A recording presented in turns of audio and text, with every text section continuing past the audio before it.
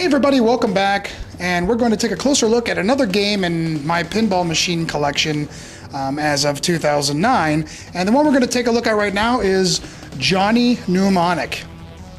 It's a game you don't hear very much about. It was not a very popular game.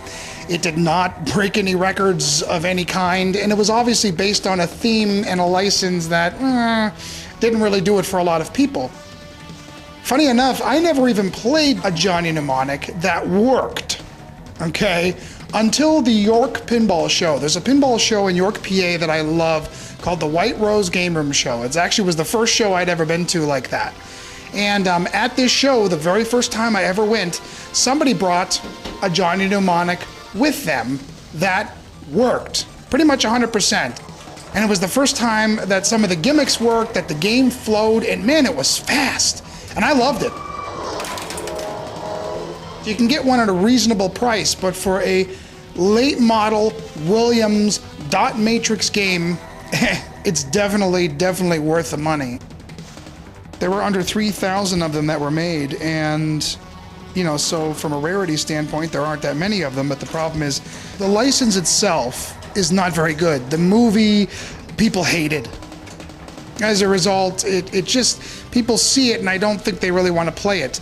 It's funny because it's actually designed by a designer that I really like, George Gomez. He actually has done a lot of great stuff like Monster Bash for Bally Williams, Corvette, and for Stern, he did Lord of the Rings and Batman Dark Knight, a couple really great machines. And Johnny Mnemonic is also one of his designs, and it's great if you like a game that you can look past the license for.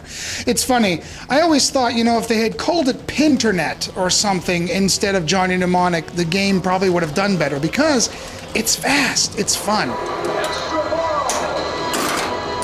If we're talking about gimmicks in a pinball machine, the main gimmick of Johnny Mnemonic is the glove. And it was also a main gimmick in the movie too, if you really think about it. It played a lot, it had a lot to do with the internet and how you access the internet. And in this case, the glove actually picks up the ball and moves it over to this little matrix.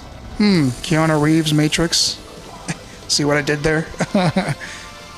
Anyway, it picks up the ball and it drops it into this matrix. And a lot of people hate the glove because it's the only time where the game really slows down, because Johnny Mnemonic's actually a pretty fast game when you get it working 100%. There's a lot of ramps and tight loops and stuff, but when the ball gets into the glove, it takes a while to actually get to the other side, and it's slow. But I actually like it because it uses these flipper buttons on the side kind of in a unique way. But it has to be working. I had to tear it completely apart because it was getting stuck, and I had to pretty much rebuild that area when I got it. Now it's working perfectly. The Johnny Mnemonic game actually follows the movie pretty closely. Right here on the playfield in the middle are a bunch of modes: upload, access code 1, access code 2, download, and NAS cure. And when you complete all those modes, play all those modes, you pretty much start the power down mode, which is all by itself here. That's sort of the wizard mode of the game.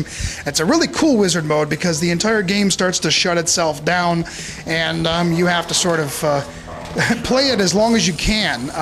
Every time you make a shot, it keeps things from shutting down, and it's kind of intense. It's a lot of fun. I love power down mode.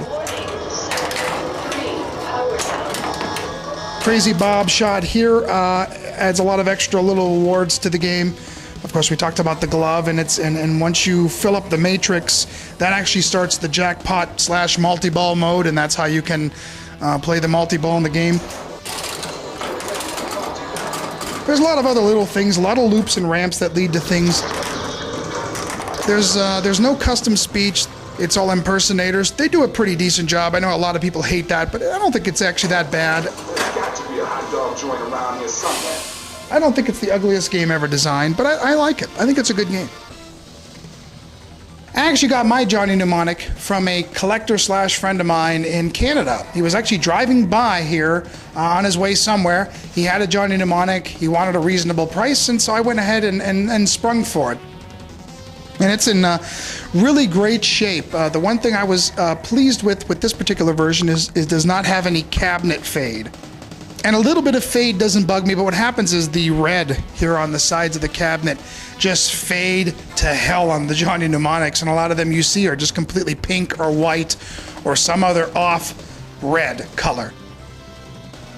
And the playfield actually is in great shape. Johnny Mnemonics in general don't tend to get too beat up just because they don't tend to get played that much and people don't really like them that much. But this playfield's in great shape, doesn't have any problems. The one thing I did replace is I put a brand new spinner and sticker on this spinner. The spinner was actually busted, which happens often in Johnny Mnemonics.